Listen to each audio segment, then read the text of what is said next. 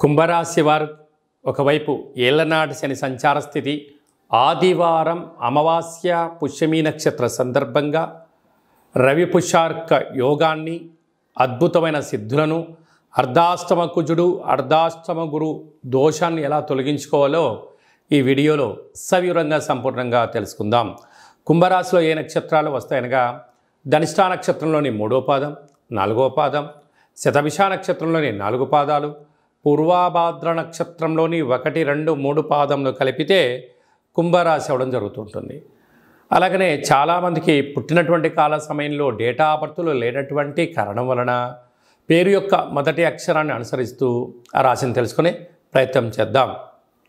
Go, సా, C, సు, సే, so, the, the, దుమ్ అనేటువంటి అక్షరాల వారందరూ కూడా కుంభరాశి జాతకులే. కుంభరాశి యొక్క అధిపతి శని భగవానుడు.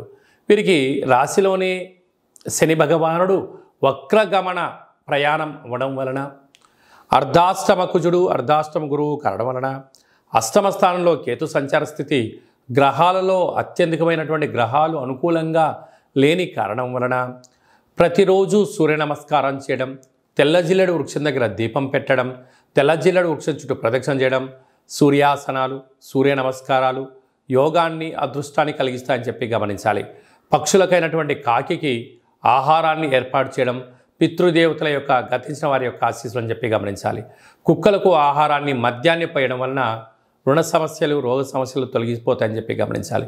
ఇంకొంచెం ఓపిక కలిగింది, తెల్ల జిల్లెడు వృక్షంలో మధ్యలో ఉండబడిన వినాయకుడి రూపాన్ని తీసుకుని వచ్చి సింధూరం పూసి ఇంట్లో పెట్టుకొని తాంత్రిక కాళభైరవ లక్ష్మీ గణపతి హోమాన్ని చేసుకొని ఇంట్లో పెట్టుకున్నట్లయితే ఆరోగ్య సిద్ధి, ఆనంద సిద్ధి, లక్ష్మీ సిద్ధి, వాహన సిద్ధి, ఐశ్వర్య సిద్ధి, విదేశాన సిద్ధి, కటాక్ష సిద్ధి, రాజయోగ సిద్ధి, అమృత సిద్ధి, కలశ సిద్ధి అనేటువంటి 16 రకాల సిద్ధులు కుంభరాశి వారు సొంతమవుతాయని చెప్పి గమనించాలి. కనుక మనమందరము కూడా ఈ చిన్న పరిహారాన్ని చేసుకుందాం. వక్ర గమనంలో శని దోషాన్ని తొలగించుకుందాం. గ్రహ దోషాలు తొలగించుకొని ఐశ్వర్యానికి, ఆనందానికి మనమే కేంద్ర బిందువులో అవుదామని చెప్పి గమనించాలి. కనుక మీ జన్మ నక్షత్రం రోజున అష్టమి అమావాస్య తిథి ఎందున దూర వాయు జల ప్రయాణాలు పెట్టుకోవద్దు.